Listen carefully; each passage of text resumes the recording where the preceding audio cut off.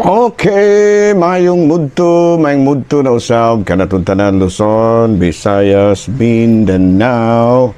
Mayong mudto Philippines, mayong mudto world, mayong mudto universe. Ana na punta mga higala, dining atong tulumanon sa kahanginan, C.O.N.A.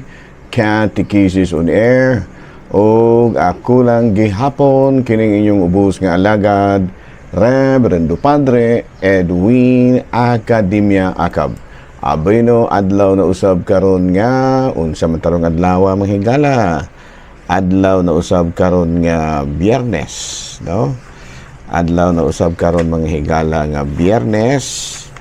Pizza 20 na kini sa bulan sa Hunyo, no? So ato dayon nga timbayaon mga higala og may mudto ang atuang talahurong obispo. Kumusta na si Bishop Cortez, no? Ang atuang talahurong usab nga obispo. Abino mga kuanday mga higala, no? Kanag atong i-congratulate pagbalik, no? Nga akong gawiks, no? Nga mao nahimo karon namo nga pinakabago ang among Vicar General karong bagong higala, no? Among na-elect na atong nakalabang Martes si actually igo raming nihatag og recommendation, no? Ang kuan gyud kining gitawag nato og ni decision gyud si Bishop gyud kay siya man ay mopili sa iyang Vicar General, pero atong palagi ang nakahatag ni pangayuan pod may og contribution, no? Kung unsa pod ka matud pa nga makatabang-tabang pod mi sa iyahang pagpamalandong. Okay, no? Nala, no? May mudto na kanatong tanan. O congratulations. Ang ato po na nga bago karon nga clergy president, mauna ang iyang vice presidente, no? Ni Monsignor Christian Durango, nga walay lain kung dili si Padre, kining Padre, kanang Padre Ryan Diposoy, no? Mga na-assign ni sila ras bukid silingan naman gud sila si Christian, si Monsignor Christian Durango na karon ma-assign sa kining Kalumbuyan unya si Padre kanang Ryan Diposoy na sa Dawis. Nagkuan ni sila unya bago nato karon nga kanang vice presidente sa clergy mao si kining Mark Salak, no? Father Mark Salak. Ayan, no? So congratulations, no? No, salamat usab di ay, no, sa ako ang mga staff sa kuan. Kining ako na pasalamatan po ng ako mga staff sa kining sana Episcopal Commission on Migrants and Itinerant People for a successful, no, seminar alang sa human trafficking and kining Star of the Sea, kining Stella Maris, no? Sila si kuan daghan sila mga akong mga kasangka, no? Nga ako ang mga sinaligan, no, sa ako ang commission, no? Ang ako yung pinagang lay coordinator nato sa Commission on Migrants and Itinerant People mao si Sister Luz Estrelianes. Nakauban na sila si Yuyong, kauban na sila si kining yang bana, si Ellie, o gingamon sa daghan pang uban, no? Daghan na kani sila nga akong mga sakop karon din, no? O gani ang among meeting kara unang Lunes, no? Magsige mig meeting din, no? Pero no, padayon ta mga higala gani nagplano mi nga mag-meeting, siguro maghimo mi sa amuan maghimo mi module alang sa human trafficking o sa kining Star of the Sea aron gyud pod nga makuan gyud mapaangay, ano, dili masayang ang kahago sa ilahang pag-attend og mga seminar sa Cebu o pagpahigayon usab sa taga Commission on ECME sa diri sa ato sa Dumaguete. Kinahanglan nga mas maayo nga dili po din taon masayang ang ilang kahago nga doon yung input or output sa ilahang nahimo. Okay? Dahala, no? May mudto na kanatong tanan. Ang hidaot kita nga ana kitang tanan sa kapiskays panglawas, walay ubo, walay hilanat, walay sipon, wala nagsakit ang arthritis, ug daga apa na ginhawa pa. Oh, yan, no? Dahala, no? May mudto na kanatong tanan. No, ari na ta mahigala sa ato ang Ari na ta mga higala sa atong CBCP News, Balitang Simbahan, nanawagan karon ang Diocese of Legazpi nga dili gyud itugot nga maguba ang kaanindot sa kining albay, no? Matud pa nila kay kuan lagi ang albay lagi naaman lagi din na ang perfect kuno kining Mayon volcano, no? Muna nga murag nabala ka in town si Bishop Joel Bailon nga murag nag-anaman og ka-degrade ang kaanindot sa ilang lugar tungod lagi ni ining gitawag na tong mga kinibang mga pagguba ba, no? Kining gitawag sa in English og natural resource destruction, no? Muna nga nanawagan in town pud karon si Bishop kining Joel Bailon, ang obispo sab nila sa Albay, nga unta dili gyud mutugot ang mga tawo ug ang mga katawhan nga maguba in town ang ilahang kinaiyahan, no? Balita mga gikan sa Vatican mga higala, padayon gihapon karon antong talahurong Santo Papa Pope Leo XIV sa iyahang mga gimbuhaton, no? Padayon ang mga matud pa si usa sa mga gihimo karon sa atong talahurong Santo Papa gani sa iyahang gani ang atong Santo Papa karon atoa sa Castel Gandolfo aron pagpahigayon sa iya sa mga pagpahuway, pero aduna siya mga panawagan, no?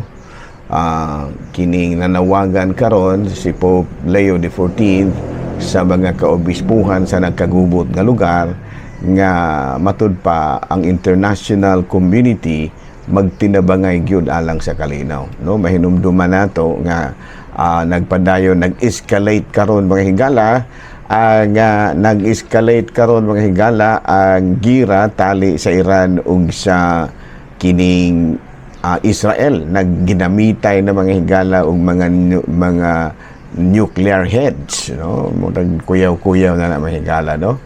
Unya padayon karon ang atong talahurong Santo Papa sa pagpanawagan, no? Kay imbis nga mahilom na ang gira sa Hamas ug sa mga Israelitas, na niya naman pud hinuon kining nahitabong gira karon sa Iran ug sa Israel. Ayan, no? Mo escalate gite mo higala. Bueno, padayon kita sa atong mga panawagan, padayon atong paminaw ng atong talahurong Santo Papa Pope Leo XIV, ato siyang tabangan sa atong mga pag-ampo alang sa kalinaw sa mga nasod nga nagkabangi karon, no? Ang Russia ug ang Ukraine, no? Ang kining Iran ug kining Israel, no? Ug kining uban pa nga mga nagkagubot karon, no? Sa Myanmar ug uban pa ubay-ubay gyud in taon ng mga kadaot nga ilang nasugatan dito. Abi na padayon ta mga higala, kumusta naman dahil ang ato mga lay ministers, ang atong mga laymen, matod pa sa mga pipila nato, ang atong mga laymen, ang sumuko na abbreviation din na sa lay minister, laymen. Ayan. Ato po mga kamadrihan, kumusta na ang mga sisters, mga Paulinian sisters, do mga Carm OL, no? Mga Carmelites, din sa may Aganan, mga Carm OL pod, no? Ang mga atong mga kamadrihan nga maoy nagman usab sa ato ang mga eskwelahan. Kini dapit sa Santa Scholastica, no? Dapit diri sa Bais, unsa man ning ilahang wa ko kabalog usay pangalan ining ilahang mga madre diri, no? Pero mga manghigalaon kana, there was one time nga didto pa ko na-assign sa Dawis nga kining kuan mga higala kana bang naka-concert pug ko dito ginagmay aron pagpangayo usab og ginagmay hinabang alang sa amo ang ginatukod kaniadtong simbahan sa Dawis, no? Ako dayang panawagan, no? Ni Kapitan Libistre, ang akong mga partner sa una, no? Ang akong mga partner sa una, kumusta naman sila? Jimson, kumusta na, no? Si Dudoy, daghang ikong mga singer din ha, no? Din ha sa Dawis nga may akong nahimo usab nga mga kakonsyerto, no? Dili mga kapamilya, mga kakonsyerto sa una, no? Kanta-kanta na mo sa tigyan sa una, no? Mga kanta na mo sa una, mga higala, mga queen, no? Mama, just kill the man. Ingon niya. Medyo makapasar pa man punta sa una sa mga kanta. Ingon niya, anak. Karon di na ko kaabot may gala. Pero sa una mo na gipaganta na mo. Kanang mga Queen gud na mong gipaganta, mga Bohemian Rhapsody sa una pa punto. Karon nga sa 67 anyos na tahapit. Murag di na madala, no? Mama, just kill the man. Hindi anak ba ba? Karon dili na. Wala na kalaki mga higala. Dako na kayong babag sa atong tutunlan ug mukanta patana. Pero sila Kapitan Jill Levistre, murag nagkanta pa man siguro sila. Nagkanta pa man siguro gyapon sila sa Gomer ug sila si Gomer ug si Jameson mga higala. No, kumusta na akong mga akong mga partner sa una sa mga konsyerto nato, no? Abi no padayon ta mga higala, aron kita sa atong topic o atong mga tukosta naman kanang pulding. Ay okay ra kay ko pader, wala ra gyud ko problema. Ngano man lagi nga mura magnibudlat o gamay ng imong mata. Ay ingon ana gina pader magkagulang ta medyo magkaanam yung kabudlat ning atong mata. Ay binuang di anong pulding, no? Kay daghan na ba kayong mga tigulang nga mas tigulang pa nimo nga wala mabudlat ning mata. Mr. Choy, kumusta naman ka, ha? Murang naniwang kagamay. Ay nga lang na padero, basta na negosyo tao sa mga kanse, murang maapektuhan po na nga to ang consciousness ba? Sige, negosyo sa mga negosyo. Nagnegosyo ko padero ka ng orotano ba? Sa mga orotano na. Misan mo sa tugabang ba, kalamungkay ba? Ay, Ginoo ko. Sige ra, padayon na sa imong negosyo na may ng mga kalanuna kay kanada ang kalamunggay full of iron guna, no? Kanang kalamunggay mga higala, no? Full of iron na. Muna nga kung magsigi kag higop og sabaw kada buntag pastilan. Okay, unsa may binisaya og iron? Puthaw, no? Puthaw, no? Sa ato pa kung magsigi kag higop og sabaw sa kalamunggay kada buntag, sama ra nga nagsigi kag higop og puthaw. O gilaliman ka naghigop kag puthaw kada buntag, dili ka mulig-o ng imong lawas ana nga kanang kalamunggay full of kuan man na, no? Iron man na siya, no? Apot ato pang i-research mga higala og unsa pong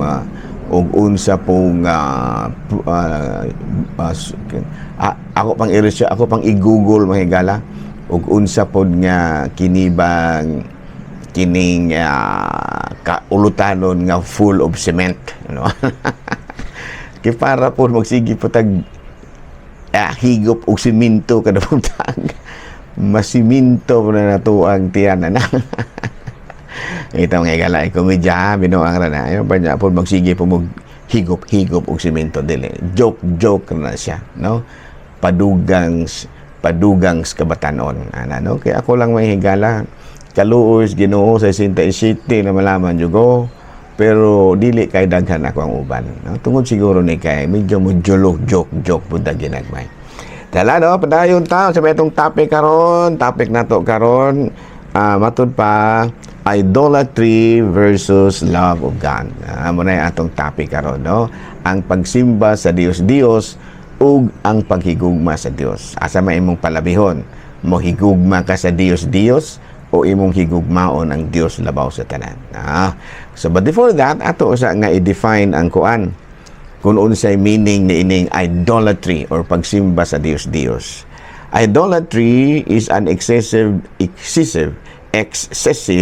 devotion to anything that replaces God as the ultimate of meaning, security, or validation.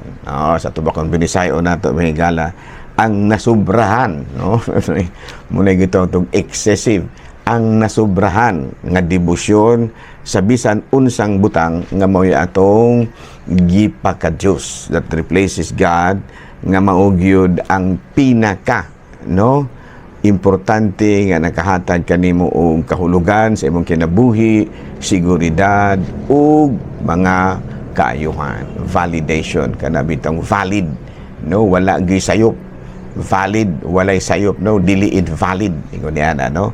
So muna siya ang bisan unsang nasubrahan na, no, nga mga paghigugma sa usa ka butang lamang nga imong gipuli sa Dios nga maoy nakahatag og kahulugan sa imong kinabuhi, seguridad o kanang kaiksaktuhan kana bang naghatag kanimo nga nakapahimo kanimo nga dili invalid, no? So manang invalid wala dili matuod, no? Kanang dili madawat, no? Nga dili madawat nga na, no? Abi, no, kung atong tanawon sa Colosas kapitulo 3 hangtod sa 5, no? Kung doon na mo'y Biblia din, ha, sa Colosas kapitulo 3 versikulo 5, kung atong basahon sa Biblia, busa patya ang kaibog nga kalibutanon nga anaa kaninyo sama sa pagpakighilawas, kalawayan, kaulagan, daotang kailibgon ug kahakog. Kay ang kahakog usa ka paagi sa pagsimba sa Dios. Ayan, no? So kini sa una pa ni. Sa una pa ni siya nga mga pananaw nila ni San Pablo. Pero mao ra gihapon ni sa karon, pero kuan na in another form, no? In another form. Sa una mo ni siya mga idolatros, mga idolatry. Man mo siya mga forms of idolatry sa una. Sa panahon nila ni San Pablo, no? Muna sila yung mga form of idolatry, no? Pagpakighilawas, fornication, no? Kalawayan, lust, L-U-S-T, o kaulag, maora ni, no? Kalawayan o kaulag, dautang kailibgon, maora gihapon ni, no? O ang kahakog, o ang selfishness, greed, kay ang kahakog usa ka paagi sa pagsimba sa Dios. Muna sa panahon ni Kuan, lalo na San Pablo, way back, dugay na kayo. Pero karon aduna na yung mga moderno nga paagi sa pagsimba og Dios. Muna gitawag nato sa in English og modern idolatry. Oh. Now, panalitan, unsa man? Number 1 is idolizations of celebrities. Oh, mga celebrities. Kisa man yung mga celebrities, panalitan, mga artista. No, nga ato nang gipakadiyos kay ora bag mauna gyud ato ang tinubdan sa ato ang kalipay, no? Ano, tinubdan sa atong kanang gitawag nato maugyoy kanang gitawag nato maugyoy tumong sa atong mga pagdaig, no? Na nakinsa man ni sila panalitan, pwedeng mga artista, no? Mga showbiz personalities, pwede pong politiko. No, pwede pong politiko na sobrahan ra ang ato ang pagdayig sa usa ka politiko nga mura ba og dili na hinuon labaw pa kaysa Ginoo. But masabot nga musupak na ka sa kababuton sa Dios tungod lamang sa imuhang pagdayig sa usa ka politiko, paglaban sa usa ka politiko. Ana, no? Muna siya idolizations of celebrities. Ana, no? Nga mura bag ang usa ka artista sundo na lang gani nimo hasta iyang sinultihan, hasta iyang nawong ug dili na gani malimot na ka nga sa Ginoo. Imo rang mas kuan ka ba? Mas imong gisimba ang usa ka artista o politiko labaw pa kay sa Ginoo. Muna siya ay one of the modern forms of idolatry. Number 2, consumerism. Another form of idolatry po na, relentless pursuit of possessions and wealth. So, nang relentless, nasubrahan na ba? Muna yun, nasubrahan na ba? Over. Sa kwan pa na over. Na-over na nga pag kining paningkamot. Na-over nga paningkamot alang aron makaangkon kita og mga gwapong salakyan, no? O niya gwapo kaayo na mudato kita nga mao hinuoy makapaguba sa atong relasyon sa Dios. Gilaliman kang uban ana, di naman manimba. Di naman manimba kay busy kayo hasta Domingo, hala sigig pangitag kwarta. Muna yung usas mo na gitawag natong consumerism, nahimo siyang idolatry, no? Kadaghan kaya na namo diri sa ayugon. Kana mga maligya og tangkong. Arang-arang ni human kay nasubrahan og pangita og kining material possessions, ang uban na maligya nagtangkong wa saging. Bitano komedya na no panimba pud taon mo oy kay murag mahulog in taon mo sa idolatry ni ana kay inyo namang gipalabi ang pagpamaligya tangkong ug ang pagpamaligya og saging, pagpamaligya og sa panay inyong gibaligya din ha, lulubi iniana no. So ako diri sa Ayungon daghang ikog misa Domingo kay tungod ako laging gi-cater ang need sa mga tao. No, na ako misa alas 5 kadlawon alang sa mga negosyante. Naa pa po ko misa alas 5 sa alas 6 sa gabi sa Sabado. Just to cater, pero ang uban di gyud madala. Idolatrous gyud, idolatry gyud, dili na gyud kaayo mo duol og simbahan. Number 3, a form of idolatry, nationalism, no? Kana bitang sobrang pakigugma sa nasod kaysa Ginoo. Sample ana mahigala katong war on drugs. No nga kana bitaw moingon na bitaw ang usa ka tawo na I love my country. Sumuna nga atong patio ning mga adik Diyos. Muna siya is too much nationalism. No kana bang moingon ka nga I love my country and therefore I will kill all the adik na si Pieta ana no maabotas Hague. Delikado. Ito, komedya na, no? So, sorry kayo ha for those nga wala makagusto sa akong example. Pero, murag ingon-ingon yun yan, no? Nga, tungod sa atong nag-aso-aso, no? Nga gugma nato sa atuang nasod, usahay, murag mukuan na kita. Go beyond na ta sa mga itawag natong pagtulunan ni Kristo. Number 4. Number 4 is technology. No? Saan po ng technology? Labi na karon. Kaya advanced na kaayo ang technology, no? Prioritizing technology over relationship in God. No? Abi no, wala naman tayo oras mahigala. Balik-balikan.